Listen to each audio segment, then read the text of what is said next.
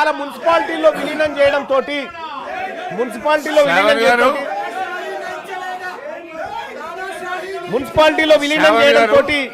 దాదాపుగా 130 మంది సభలో వచ్చారు. జర శాంతంగా ఉండడం మంచిది. This is not a press conference, this is the house. You are the first timer, you are first day you are attending. Please silent sir. ఓపికతో ఉండండి, దయచేసి కూర్చోండి సార్. ఇక్కడ ప్లీజ్ ప్లీజ్ ప్లీజ్ ప్లీజ్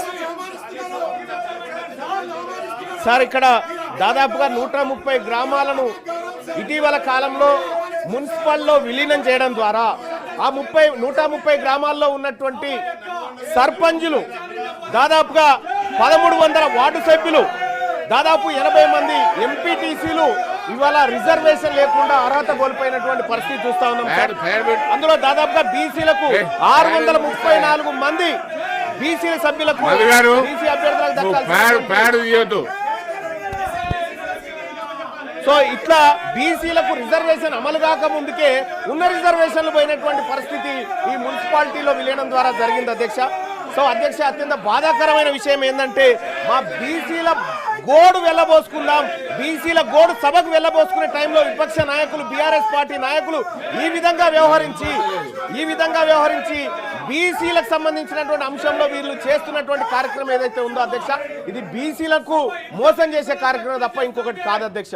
దయచేసి బీసీల విషయంలో, బీసీల టాపిక్ వచ్చినప్పుడు, బీసీల బిల్లు పెట్టినప్పుడు కొద్దిగా సంయమనం పాటించాల్సినటువంటి అవసరం ఈ సభ వీళ్ళకు ఉండే సార్. కానీ ఆ ప్రయత్నం ఏం చేయట్లేదు. ఇక్కడ మేము మొత్తుకుంటున్నాం సార్, 70 సంవత్సరాల నుంచి బీసీల పార్టీ ప్రభుత్వం అంతో ఇంతో బీసీలకు లబ్ధి చేకూర్చడం కోసం కామారెడ్డిలో డిక్లరేషన్ పెట్టి 42% రిజర్వేషన్ ఇవ్వడానికి ప్రయత్నం చేస్తున్న తరుణంలో కీలకమైనటువంటి 50% స్లాబ్ను ఎత్తివేయాలనేటువంటి ఒక అంశాన్ని తీసుకున్నప్పుడు దయచేసి అధ్యక్ష, మా ఆవేదన ఎవరింటారు అధ్యక్ష? మా బీసీల ఆవేదన ఎవరింటారు అధ్యక్ష? ఈ నాయకులకేం పట్టింపు లేకుండా పోయింది. కనీసం మా బాధ వినాలి అధ్యక్ష. ఈ సభ వినాలి, ఈ సభ మా బాధ వినాలి, ఈ సభ మా బాధ అర్థం చేసుకోవాలి. 70 సంవత్సరాల నుంచి మాకు అన్యాయం జరుగుతుంది సార్, స్వాతంత్రం వచ్చినప్పటి నుంచి. కనీసం సార్ ఇక్కడ దాదాపు 634 బీసీలకు అవకాశాలు పోయినాయి సార్ ఇది అమలు కాకముందుకే. సార్ ఇంకొకటి సార్, కాంగ్రెస్ పార్టీ ఇప్పుడు 42% రిజర్వేషన్ ఇవ్వడానికి నిజంగా ఇప్పుడు అమెండ్మెంట్ చేస్తా ఉన్నాం, ఈ బిల్లును సరి చేస్తా ఉన్నాం, స్లాబ్ ఎత్తేస్తా ఉన్నాం కదా, దీనివల్ల కూడా సాధ్యం కాదు సార్. ఇది కూడా కేవలం మేము పని చేసామని చెప్పుకోవడానికి మాత్రమే పనికొస్తా తప్ప సార్ దీనికి 2 హ్యాండిల్స్ ఉన్నాయి సార్. ఒకటి సార్, ఇప్పుడు మనం ఇక్కడ 50% స్లాబ్ ఎత్తేసినప్పటికీ గవర్నర్ గారు ఆమోదం అవసరం సార్, గవర్నర్ గారు సంతకం అవసరం. ఒకవేళ అది దాటినా కూడా మళ్ళీ హైకోర్టు, మళ్ళీ సుప్రీంకోర్టు, మళ్ళీ ఇందిరాసాని కేసు అడ్డం వస్తుంది సార్. ఇందిరాసాని కేసు అడ్డం వచ్చినప్పుడు పరిస్థితి మళ్ళా మొదటికి వస్తుంది సార్. ఆ రోజు మనం ఈ ప్రజలకు ఏం సమాధానం చెప్తాం సార్? 42% రిజర్వేషన్ ఇవ్వడంలో అన్ని పార్టీలు ఫెయిల్ అయిపోయినాయి, ఈ ప్రజలకు న్యాయం చేయడంలో అన్ని పార్టీలు విఫలమైనాయి అని చెప్పదలుచుకున్నామా సార్ ఈ బిల్లు ద్వారా? అందుకోసమే దయచేసి అధ్యక్ష, నేను ఈ సందర్భంగా ఈ సభ ముందు కొన్ని అంశాలు పెడతా ఉన్నాను సార్. ఈ రాష్ట్ర ప్రభుత్వం ముందు పెడతా ఉన్నా, గౌరవ ఆ శాఖ మంత్రి వర్యులను కోరుతా ఉన్నా, మీరు 42% రిజర్వేషన్లకు అడ్డంకులు స్పష్టంగా మాకు కనిపిస్తా ఉన్నాయి. ఆ అడ్డంకుల విషయంలో మేము మిమ్మల్ని తప్పు పట్టట్లేదు, అడ్డంకులు అందరికీ ఉన్నాయి. కానీ మీరు ఇవ్వడానికి మీ చేతిలో ఉన్నటువంటి అంశాలు అనేకం ఉన్నాయి. ఇక్కడ మీ చేతిలో ఉన్నటువంటి అంశాలు అనేకం ఉన్నాయి. బీసీ సప్లాన్ తీసుకురావడానికి సుప్రీంకోర్టుతో పంచాయతీ లేదు, మరి కేంద్రంతో పంచాయతీ లేదు. కాబట్టి బీసీ సప్లాన్ విషయంలోనైనా మీరు చర్యలు తీసుకోండి. బీసీలకు కామారెడ్డి డిక్లరేషన్ ప్రకారం ప్లీజ్, ఒకవేళ కాళేశ్వరం విషయంలో మన హౌదులో కూడా చర్చ కావాలన్నప్పుడు నేను తప్పనిసరిగా ప్రభుత్వంతో మాట్లాడతాను, నెక్స్ట్ సెషన్ లో పెట్టమని చెప్తాను సార్. సార్ ఇక్కడ సార్ బీసీ సప్లాన్ విషయంలో సార్ ఈ రాష్ట్ర ప్రభుత్వం తక్షణ నిర్ణయం తీసుకోవచ్చు సార్. చేయదలుచుకుంటే బీసీ సప్లాన్ ప్రతి ఏడాది 20,000 కోట్ల రూపాయలు బీసీల సంక్షేమానికి ఖర్చు పెడతామని కామారెడ్డి డిక్లరేషన్ లో కాంగ్రెస్ పార్టీ చెప్పింది సార్. ఏది 5 ఏళ్ల కాలంలో 1,00,000 కోట్లు బీసీల సంక్షేమానికి ఖర్చు పెడతామని చెప్పినటువంటి కాంగ్రెస్ పార్టీ రెండిట్లలో కలిపి 2 బడ్జెట్లలో కలిపి కనీసం 20,000 కోట్లను కూడా బడ్జెట్ లో కేటాయించలేకపోయింది సార్. ఇక్కడ వివక్ష కనిపిస్తా ఉంది సార్. ఇజ్జయంగా కాంగ్రెస్ పార్టీని అడ్డుకోవడానికి ఏ శక్తి లేదు సార్. మేమందరం సపోర్ట్ చేస్తాం సార్ ఈ విషయంలో. అలాగే సార్ ఇంకా ఎంబీసీ కులాలకు సంబంధించినటువంటి సంక్షేమ విషయంలో కూడా ఉన్నత విద్య కోసం 10 లక్షల రూపాయలు పూచీకత్తు లేని వడ్డీలు రుణాలు ఇప్పిస్తామని కాంగ్రెస్ పార్టీ హామీ ఇచ్చింది సార్. ఈ విషయంలో కూడా కాంగ్రెస్ పార్టీ ఏ విధంగా కూడా చిత్తశుద్ధితో పనిచేస్తున్నట్టు కనిపించట్లేదు సార్. అలాగే సార్ అన్ని జిల్లా కేంద్రాల్లో 50 కోట్లతో convention hall, press club, study circle, library, క్యాంటీన్లతో ఉన్న ప్రొఫెసర్ జయశంకర్ బీసీ ఐక్యతా భవనాలు కట్టిస్తామని చెప్పారు సార్. అక్కడ కూడా సార్ వీటిలో ఎక్కడ కూడా ముందడుగు పడలేదు సార్. ఎక్కడైతే హార్డీలు ఉందో అక్కడి పైన ఫోకస్ చేస్తా ఉంది రాష్ట్ర ప్రభుత్వం. కానీ చేయాల్సిన పనుల విషయంలో మాత్రం కొంత నిర్లక్ష్యంగా ఉండడం బాధాకరమైనటువంటి అంశం సార్. సార్ ఇంకొకటి సార్ 3 లక్షల కంటే తక్కువ వార్షిక ఆదాయం గల బీసీ కుటుంబాల యువతకు ర్యాంకుతో సంబంధం లేకుండా మొత్తం ఫీజు రియంబర్స్మెంట్ ఇస్తున్నారు సార్. ఇవాళ ఫీజు రియంబర్స్మెంట్ బకాయిలు విపరీతంగా అక్కడ పడి ఉన్నాయి సార్. ఆ ఫీజు రియంబర్స్మెంట్ బకాయిలు ఇస్తే తప్ప బీసీలు టీసీలు కానీ లేకపోతే వాళ్ళ సర్టిఫికెట్లు కాలేజ్ యాజమాన్యాలు ఇవ్వలేని పరిస్థితి ఉంది సార్.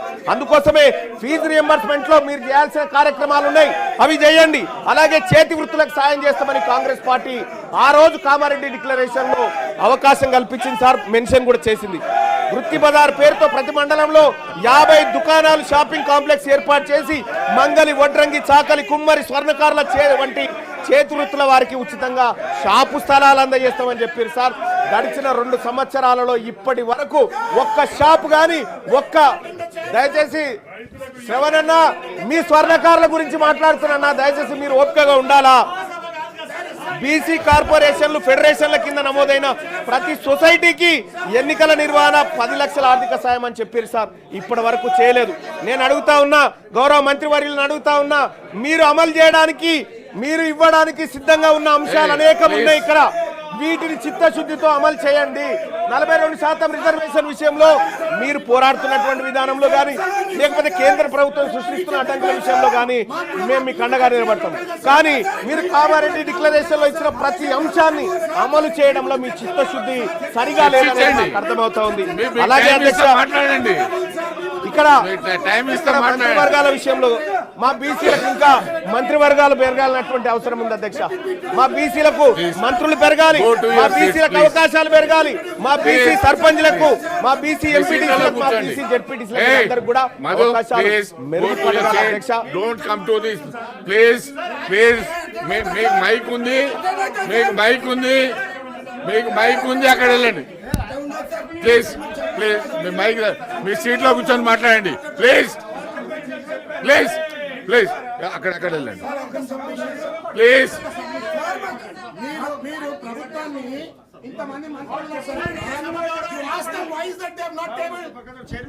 చాలా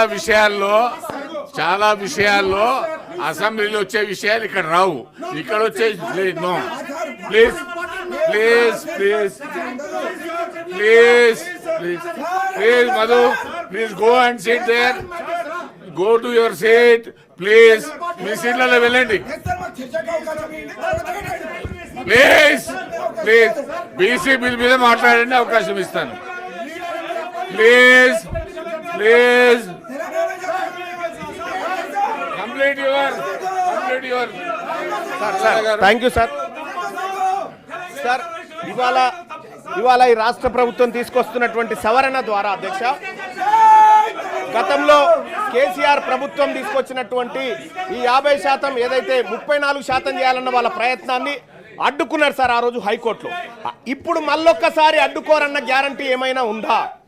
ఈసారి చేసేటువంటి అమెండ్మెంట్ కూడా ఖచ్చితంగా అడ్డుకుంటారు వాళ్ళు. అడ్డుకున్నప్పుడు మేము ఎవరి మొహం చూడాలి? మా బీసీలు ఎటువైపు చూడాలి సార్? అప్పుడు మాకు ఎట్టి పరిస్థితిలో ఇది ముందుకు పోతుందనేటువంటి ఆలోచన లేదు. మీ కళ్ళ ముందు ఉన్నటువంటి అన్ని అంశాల్లో బీసీ డిక్లరేషన్ ని ఉన్నది ఉన్నట్టుగా ఈ 42% మీరు సాధ్యమైనంత వరకు మీ ప్రయత్నం చేస్తూనే మిగతా అంశాల మీద ఫోకస్ పెట్టాల్సిందిగా ఈ రాష్ట్ర ప్రభుత్వాన్ని కోరుతా ఉన్నాం సార్. అలాగే ఇదే బీసీలకు సంబంధించినటువంటి విషయంలో ముదిరాజులను అధ్యక్ష, ఇదే కామారెడ్డి డిక్లరేషన్ లో మా ముదిరాజ్ సోదరులను జీవోఎంఎస్ నెంబర్ 19/2/2009 పునరుద్ధరణ చేస్తామని చెప్పి కాంగ్రెస్ పార్టీ హామీ ఇచ్చింది అధ్యక్ష. ఇందులో బీసీడీలో ఉన్నటువంటి ఈ తెలంగాణ రాష్ట్రంలో అత్యధిక జనాభా కలిగినటువంటి ఈ బీసీ బిడ్డలను, ఈ ముదిరాజు బిడ్డలను బీసీడీ నుంచి బీసీఏలోకి అధ్యక్ష మా ఇంకో అరల నుంచి ఇంకో అరలకు వస్తాంటారు తప్ప వాళ్ళు ఇంకో దాంట్లో పోయి గుంజుకుంటామని చెప్తలేరు అధ్యక్ష. ఈ ఇచ్చిన హామీ ఎందుకు అమలు చేస్తలేరు అధ్యక్ష? ఇది సుప్రీంకోర్టు అడ్డం పడతా ఉందా? దీనికి ఏమైనా పార్లమెంట్ అడ్డం పడతా ఉందా? దీనికి ఏమైనా కోర్టులు అడ్డం పడతా ఉన్నాయా? రాజకీయ పరమైనటువంటి నిర్ణయాన్ని కాంగ్రెస్ పార్టీ తీసుకొని ఇది చేయొచ్చు అధ్యక్ష. ఇది చేయకుండా ఇది అట్లే పెట్టింది. గంగపుత్రుల విషయంలో కూడా ఇదే పరిస్థితి అధ్యక్ష. ఇవాళ గీత కార్మికులకు మనము వైన్ షాపులలో రిజర్వేషన్ అని చెప్పి చెప్తా ఉన్నాం అధ్యక్ష. ప్రైవేట్ యూనివర్సిటీలు పెట్టకాడ మా గీత కార్మిక, మా గౌడ సోదరులకు అవకాశాలు కల్పించండి. ప్రైవేట్ కాంట్రాక్ట్ల దగ్గర అధ్యక్ష 42% రిజర్వేషన్ కాంట్రాక్ట్లు ఇచ్చే కాడ ఈ బీసీలకు ఇవ్వంగా ఏ చట్టం అడ్డుకునే పరిస్థితి లేదు అధ్యక్ష. మీరు వాళ్ళని పైకి తీసుకురావడానికి మీ కళ్ళ ముందు అనేకమైనటువంటి అంశాలు ఉన్నప్పటికీ కూడా ఇది చేయకుండా ఇవాళ కాంగ్రెస్ పార్టీ కేవలం 42% బీసీ రిజర్వేషన్ పేరుతోనే మమ్మల్ని తిప్పడం ద్వారా లాభం ఏముండదు అధ్యక్ష. మీరు చేయాల్సిన ప్రయత్నం చేస్తూనే ఇచ్చిన హామీలను నెరవేర్చాల్సినటువంటి అవసరం ఉంది అధ్యక్ష. మత్స్యకారుల హక్కులకు సంబంధించి మత్స్య సామాజిక వర్గాల మధ్య పెండింగ్ లో ఉన్న సమస్యలు పరిష్కరించేందుకు త్వరితగతిన ప్రయత్నం చేస్తామన్నారు అధ్యక్ష. అదేటిపోయిందో అయితే గొర్రెల స్కీమ్ ను కాంగ్రెస్ పార్టీ ప్రభుత్వం ఏర్పడ్డ తర్వాత 100 రోజుల్లోనే 2వ విడత గొర్రెలు పంపిణీ చేస్తామన్నారు అధ్యక్ష. 2వ విడత గొర్రెల పంపిణీ కార్యక్రమం ఎటుపోయిందో కానీ ఇక్కడ మొదటి విడత గొర్రెల పంపిణీ కార్యక్రమంలో దోషులైనటువంటి వాళ్ళని ఇవాళ ప్రజాక్షేత్రంలో దోషులుగా నిలబెట్టలేకపోయింది. ఈ విషయంలో కాంగ్రెస్ పార్టీ కొంత ఇబ్బందికరమైనటువంటి పరిస్థితుల్ని సృష్టిస్తా ఉంది అధ్యక్ష. ఇక అలాగే వైన్స్ రిజర్వేషన్లు అధ్యక్ష. వైన్స్ ల విషయంలో 15% ఉండే గౌడ్లకు రిజర్వేషన్లు 25% పెంచుతామని చెప్పింది సార్ కామారెడ్డి డిక్లరేషన్ లో. కానీ ఇప్పటి వరకు పెంచిన దాఖలాలు లేవు సార్. మొన్న ఏదో నోటిఫికేషన్ కూడా ఇచ్చినట్టు ఉన్నారు. అలాగే జనగామ జిల్లాకు సర్దార్ సర్వాయి పాపన్న పేరు పెడతామని కాంగ్రెస్ పార్టీ పేజ్ నెంబర్ 18 తన ఎన్నికల మేనిఫెస్టోలో చెప్పింది సార్. ఇప్పటికి దానిపైన చర్చ లేదు, దానిపైన ఎలాంటి నిర్ణయం తీసుకోలేదు అధ్యక్ష. అనేక మంది ఇప్పటికే ధర్నాలు అలాగే ఆందోళన వ్యక్తం చేస్తా ఉన్నారు కాంగ్రెస్ పార్టీ ఈ నిర్ణయాన్ని తీసుకోవాలని చెప్పి. అలాగే మున్నూరు కాపుల విషయంలో కూడా అధ్యక్ష మొట్టమొదటిసారిగా మంత్రివర్గంలో ఒక మున్నూరు కాపు బిడ్డ కూడా మంత్రిగా లేకుండా పోయింది అధ్యక్ష. అలాగే మున్నూరు కాపు కార్పొరేషన్ ఏర్పాటు చేసి యువ పారిశ్రామికవేత్తలను ప్రోత్సహించేందుకు సబ్సిడీ రుణాలు పంపిణీ చేస్తామని చెప్పారు అధ్యక్ష.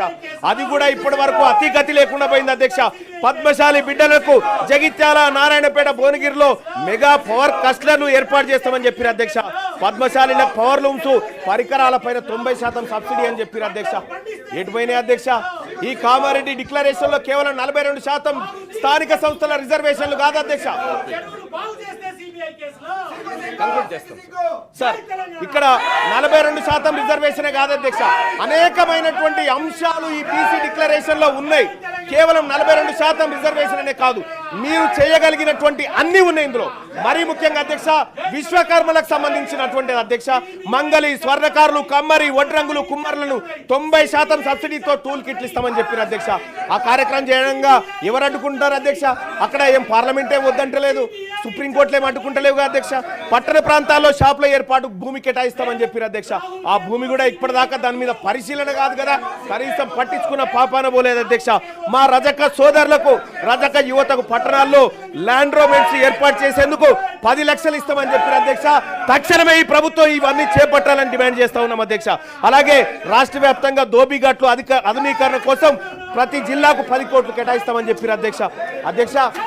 నేను ఈ సభ ద్వారా ఈ తెలంగాణ రాష్ట్రంలో ఉన్నటువంటి బీసీ బిడ్డల తరఫున మాట్లాడుతా ఉన్నా అధ్యక్ష. కాంగ్రెస్ పార్టీ చేయడానికి ఎలాంటి అడ్డంకి లేనటువంటి అంశాలు ఈ మేనిఫెస్టోలో చాలా ఉన్నాయి. వీటిని నెరవేర్చాల్సిందిగా ఇక్కడ ఉన్నటువంటి రాష్ట్ర ప్రభుత్వాన్ని డిమాండ్ చేస్తా ఉన్నా.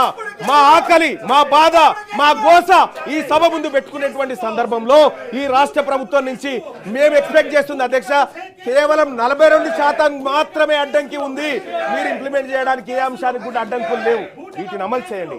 ఇక్కడ 1,00,000 కోట్ల బడ్జెట్ పెట్టడానికి సార్ 20,000 కోట్లు ప్రతి ఏడాది బడ్జెట్ పెట్టడానికి ఎవరైనా అడ్డంకి ఉన్నారా? దీనికి మీరు పెట్టండి. బీసీలకు సంబంధించి రిజర్వేషన్ దయచేసి 42% రిజర్వేషన్ల విషయంలో అధ్యక్ష ఇవాళ గవర్నర్ గారు ఆమోదించాలి సార్.